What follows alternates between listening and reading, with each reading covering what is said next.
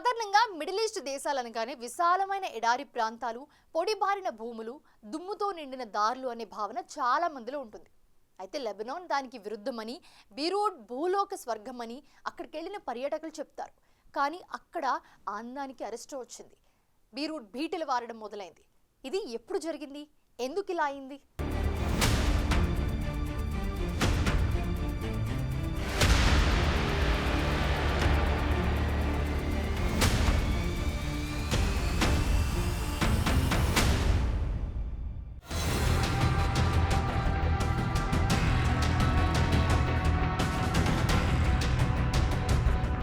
ఆహ్లాదకరంగా ఆకర్షణీయంగా ఉన్న లెబనాన్కి 1970 దశకంలో దరిద్రం వెంటాడింది.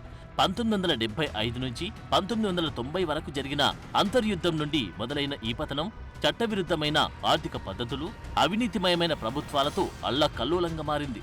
రాడికల్ గ్రూపుల ఛాందస రాజకీయాలతో లెబనాన్ ఆధునిక రోజులన్నీ పీడ కలలా మారాయి. లెబనాన్ అంతర్యుద్ధం 1975 నుంచి 1990 వరకు కొనసాగింది. అనేక అంతర్గత కలహాలు, బాహ్య శక్తుల రాజకీయాలతో సంక్లిష్టమైన బహుముఖ సంఘర్షణకు కారణమైంది. అలాంటి దారుణమైన పరిస్థితి దాదాపు 150,000 మంది ప్రాణాలు బలికొంది. సరిగ్గా చెప్పాలంటే లెబనాన్ పతనం 1975 ఏప్రిల్ 13న ప్రారంభమైందని అంటారు చరిత్రకారులు. ఫాలంగిస్టులుగా పిలువబడే మరో నైట్ క్రిస్టియన్ మిలీషియాకు చెందిన లెబనీస్ సోషల్ డెమోక్రటిక్ పార్టీ వర్గాలు టల్ అల్ జతార్లోని శరణార్థి శిబిరానికి పాలస్తీనియన్లను తీసుకెళ్తున్న బస్సుపై దాడి చేసిన రోజది.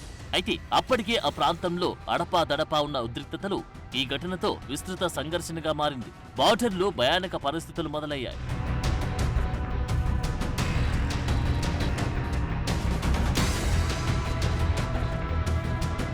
ఈ యుద్ధం క్రైస్తవులు, ముస్లింల మధ్య లోతైన ప్రాంతీయ విభజనలకు కారణమైంది.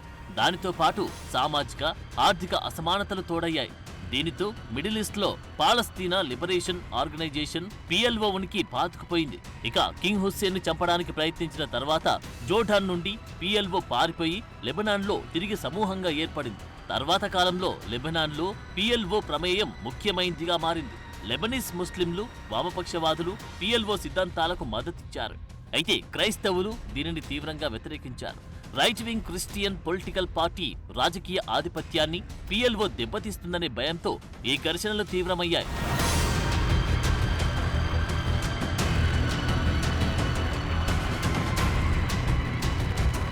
అయితే 1982లో ఇజ్రాయెల్ దండయాత్రతో పరిస్థితులు మరింత తీవ్రమయ్యాయి. PLO దళాలను తొలగించడమే లక్ష్యంగా ఇజ్రాయెల్ దాడులు చేసింది. ఇది బీరూట్ ముట్టడికి దారితీసింది. ఒక విధంగా అంతర్జాతీయ పర్యవేక్షణలో ఈ పరిణామం PLO బహిష్కరణకు దారితీసింది. సరిగ్గా ఇదే కాలంలో ఇరాన్ మద్దతుతో హిజ్బుల్లాతో సహా షియా గ్రూపులు కూడా పుట్టుకొచ్చాయి.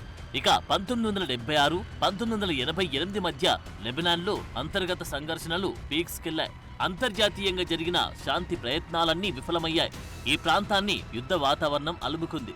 ఈ ప్రాంతంలోని వివిధ వర్గాల మధ్య నెలకొన్న విభేదాలు బాహ్య శక్తులతో కలిసి పరిస్థితిని క్లిష్టతరం చేశాయి. ఇక 1989లో అరబ్ లీగ్ మధ్యవర్తిత్వం వహించిన టైఫ్ ఒప్పందం ఎంతో కొంత యుద్ధాన్ని ముగించడానికి కారణమైంది. ఇది నాటి కొత్త అధ్యక్షుడు ఎలియాస్ రావి ఎన్నికకు దారితీసింది. ఈ పరిణామం క్రమంగా మిలిటెంట్ గ్రూపులను నిర్వీర్యం చేసింది. అయినా లెబనాన్లో హిజ్బుల్లా మాత్రం ఒక బలమైన శక్తిగా మిగిలిపోయింది.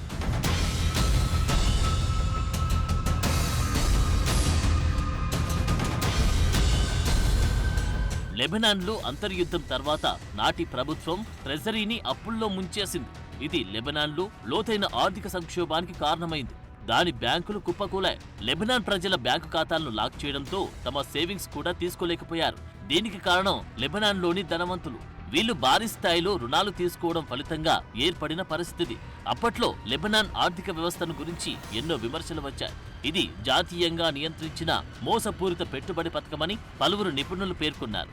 ప్రజల సొమ్ము తీసుకుని పెట్టుబడిదారులకు చెల్లించడంతో బ్యాంకులు దివాలా తీశాయి. దీనితో కొత్తగా వచ్చే డబ్బు ప్రవాహం ఆగిపోయింది. ఇక అంతర్యుద్ధం తర్వాత లెబనాన్ తన ఆర్థిక వ్యవహారాలను పర్యాటకం, విదేశీ సహాయం, ఎకనామిక్ ఇండస్ట్రీ నుంచి వచ్చే ఆదాయాలు, గల్ఫ్ అరబ్ దేశాల నుండి తీసుకున్న నిధులతో సమతుల్యం చేసుకుంటూ కాస్త గాడిలో పడింది. ఉద్యోగాల కోసం విదేశాలకు వెళ్లిన లక్షలాది మంది లెబనీస్ నుండి కూడా వచ్చిన చెల్లింపులతో ఆ దేశం కోలుకుంది. 2008 ప్రపంచ మాంద్యం సమయంలో కూడా విదేశాల్లోని లెబనాన్కు డబ్బు పంపేవారు. అయితే కాస్తో కూస్తో తేరుకున్న లెబనాన్ జీవితం తర్వాత మరో మలుపు తీసుకుంది.